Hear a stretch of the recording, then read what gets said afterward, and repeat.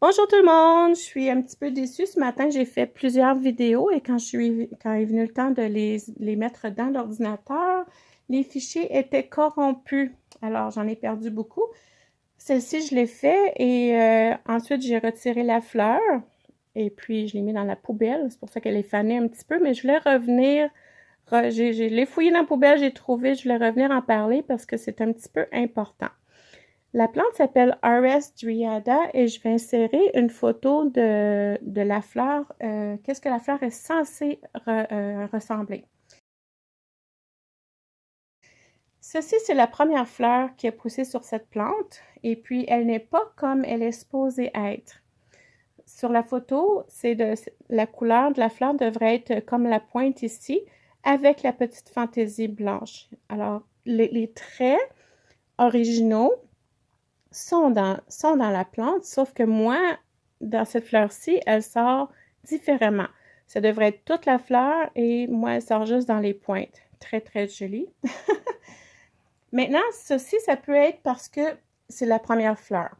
Souvent, lorsqu'une plante sort sa première fleur, elle est souvent pas de la bonne couleur. En fait, elle a de la bonne couleur, mais il manque des choses ou les traits sont pas tous aux bonnes places. C'est quand même assez fréquent. C'est comme si la plante était trop jeune, elle n'était pas toute organisée encore et elle a décidé de fleurir et les fleurs sortent à bric-à-brac. Et ça, quand ça arrive souvent, la deuxième floraison va sortir les fleurs comme elles sont supposées sortir. Par contre, il y a aussi beaucoup de mutations qui arrivent dans les violettes africaines. On ne sait pas encore parce que c'est la première fleur et puis j'en ai pas d'autres qui sortent. Il va falloir attendre un petit peu qu'elle fasse sa deuxième floraison. Alors, ça peut être juste la première fleur qui est comme ça ou ça peut être carrément une mutation. Dans le monde de la violette, il y a des mutations. Si vous avez des tendances à aimer les fleurs, les violettes russes, vous allez voir plus de mutations. J'ai pas de preuves concrètes pour ceci, mais je crois que la raison, c'est qu'ils font pas tout le processus de génération. Lorsqu'une nouvelle plante est créée par un hybrideur, il est censé faire pousser 3 générations, c'est-à-dire ils partent de la première plante qu'ils ont décidé de garder, ils vont planter une bouture, faire pousser une plante, puis voir si cette plante-là va fleurir encore de la même façon. Si oui, ils vont prendre une autre feuille de cette plante-là, la génération 2, ils vont planter la bouture, faire pousser un autre bébé qui va devenir la génération 3.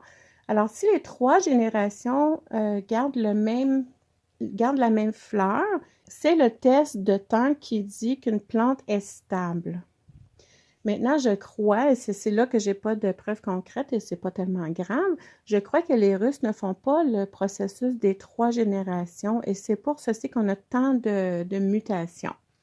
Il y en a des mutations sur les plantes canadiennes et américaines, par contre, sont moins fréquentes. Les Russes sont vraiment fréquentes. Une chose, par contre, je dois dire, sont les mutations qui se passent dans les Russes sont toujours aussi belles, sinon plus belles que l'original. À date, j'en ai eu plusieurs et j'en ai pas une à date qui m'a déçue. Sont toujours très, très belles. C'est des belles plantes. Alors, c'est à suivre de savoir si celle-ci va devenir comme elle est supposée ou on va avoir une nouvelle petite variété sur les mains. Elle est très, très jolie. C'est vraiment les pétales arrière qui sont coupés en deux, là. Il y a deux couleurs distinctes avec les petits points. Et ce que vous ne voyez pas non plus à l'écran, elle est toute tachetée. Même la partie lavande est très, très tachetée. Les petits points blancs sont là. Les gènes sont là. On dirait qu'ils ne sont pas stabilisés à grandeur, ils se sont concentrés dans les pointes, mais ils sont vraiment à travers la fleur aussi. Alors, c'est un petit peu d'informations sur les mutations. Le terme anglais, c'est sporting, S-P-O-R-T.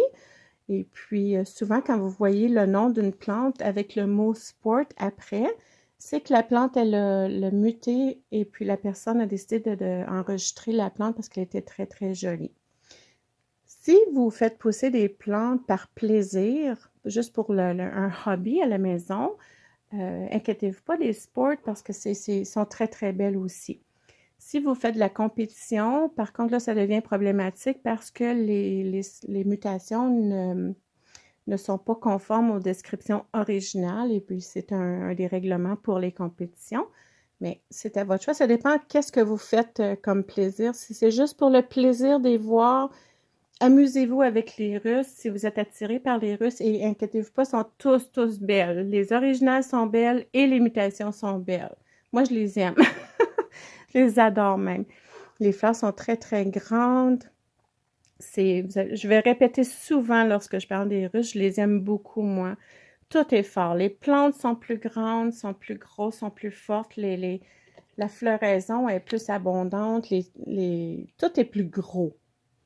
Je ne sais pas qu'est-ce qu'ils ont trouvé, avec quoi ils ont commencé leurs hybridations, mais très, très belle.